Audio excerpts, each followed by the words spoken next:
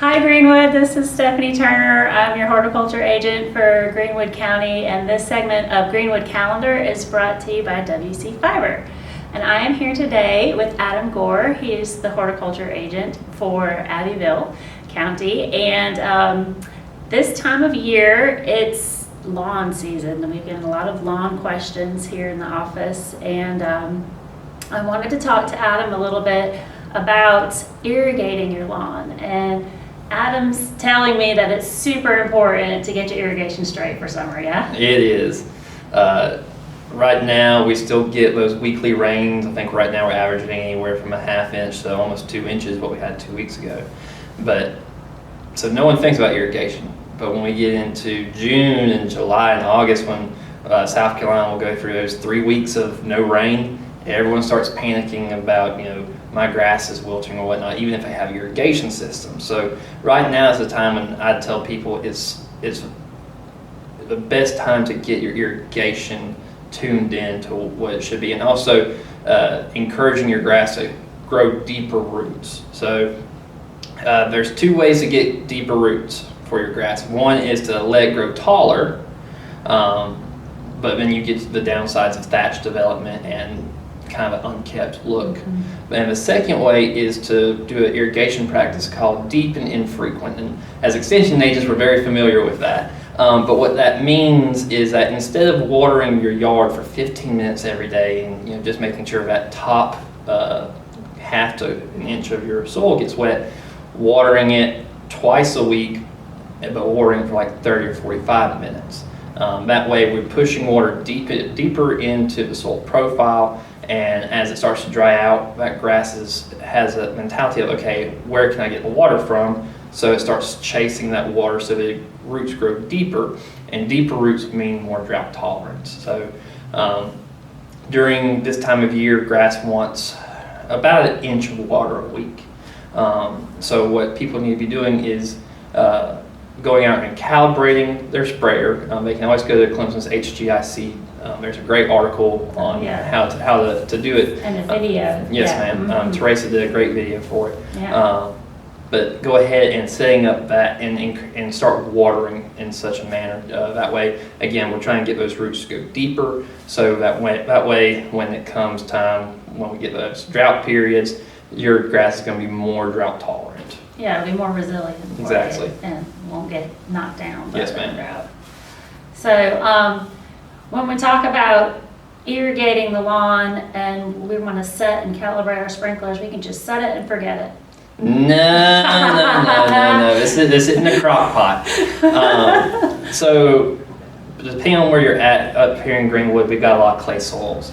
You need to go out and find out exactly what your irrigation is putting out. I like to say, okay, what's putting out in 15 minutes? Find out how long it takes to get to 1 inch, divide that by 2, and that's what you're doing each day, so twice a week. But also, that inch a week that plants want, that can also come from rainfall. Exactly. So if it rains a ½ inch one day, don't cut your sprinkler on. Mm-hmm. You're wasting water. And we try to be as conscientious of the environment as possible. So if you're doing other types of lawn care, the more water you put in is more likely to push out some of these products we put. So one, we save on a water bill, but also we're better stewards of the environment. Preventing runoff of chemicals Exactly. into our stormwater. Exactly. So don't just set it on May 1st and then run it through September 30th. Some of these irrigation systems they have where if it rains, it'll actually cut off on its own. Most of us just have these little knot-offs. So, Yeah. Pay attention to what's happening. I always say that the best thing a homeowner can invest in is a rain gauge, Mm-hmm. and just set it outside. If you're seeing that you've reached that inch, don't run your sprinkler. Right? Save on your water bill. So just cut off and monitor what the environment's giving you. Yeah, I think that's so important. I think a lot of people like to have their timers and set them a certain way, and And more often than not, they're doing it way too short of a time, way too frequently during the week. And they're doing it never at the wrong turning it time. off. Yeah. Oh, time of day. Yeah. Yes, let's talk about time of day. So there is a better time to water your grass, and it's early morning as the sun's coming up. I can't believe the amount of times I drive home and I see all these lawns at like 3 in the afternoon just spreading water, and it's like, well, you're really not actually watering your yard, because that's the hottest time of the day. You're losing that moisture to evaporation. You're not getting anything really into the soil. And plus at 3 a.m., the plants aren't taking up a lot of water. They're going through stress reduction practices. So when plants get hot, they'll close their stomates.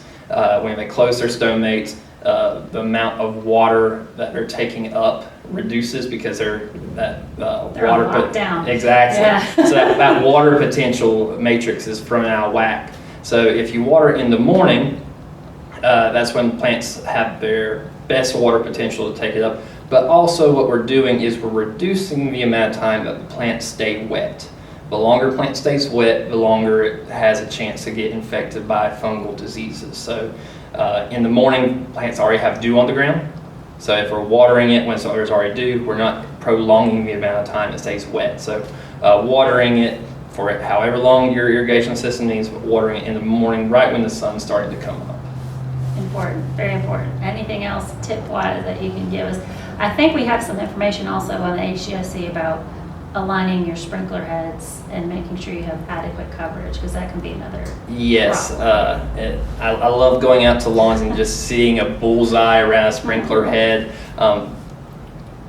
We're a little late into the troubleshooting. I like to start in March, but the temperatures still are okay for irrigation. I've got to go dig out a valve here in the next day or two. So irrigation work is still easy to do, but like you said, you want to make sure that each head is pretty much reaching the other head. You want good, even coverage, because if you don't have it, you'll know it in about 2 months' time. Yeah, that would be unfortunate. And then you'll be trying to adjust your irrigation in the heat of summer, which is no fun. Yeah, that's when you start fussing about irrigation work. Yeah. Well, I also wanted to let you all know, Greenwood, that our garden symposium for the Festival of Flowers is coming up, and we have a great slate of speakers for that event. It'll be June 10th on that Friday from 9 to 4. You can go to the website, SC Festival of Flowers, to get your tickets and register to join us that day. And Adam will be presenting a little bit about weed ecology. Really, what are your weeds telling you about your landscape?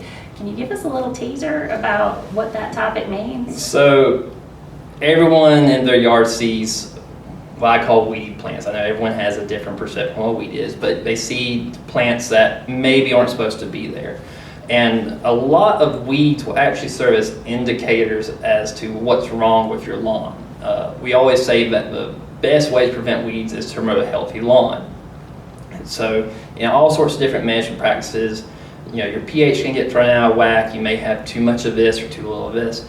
And depending on what weeds pop up, they can tell you what you need to be doing. For instance, if you're seeing a lot of clover in your yard, there's not a lot of fertility, there's not a lot of nitrogen. Nature is trying to balance it out. So nitrogen being a legume puts nitrogen into the soil. So things like that. And just understanding the life processes of these weeds, so that when we are trying to control them, we're doing so in a responsible manner, but also we're going to create an environment where these weeds aren't a constant problem. If you don't fix the original symptom, these weeds keep coming back. It's like if you have sedges, you probably have a moisture issue. So even if you try to kill the sedges, you may get this year, but if you don't fix the moisture issue, those sedges are going to come back. They will come back, right? They're just exploiting an opportunity in the environment. They're looking for ideal conditions for them to grow. And so putting an herbicide on it and not fixing the underlying problem. It's like putting a Band-Aid on a bullet hole. That's great, I love it. Well, Greenwood, I hope you enjoyed this segment with Adam. I sure did, and we'll see you next month.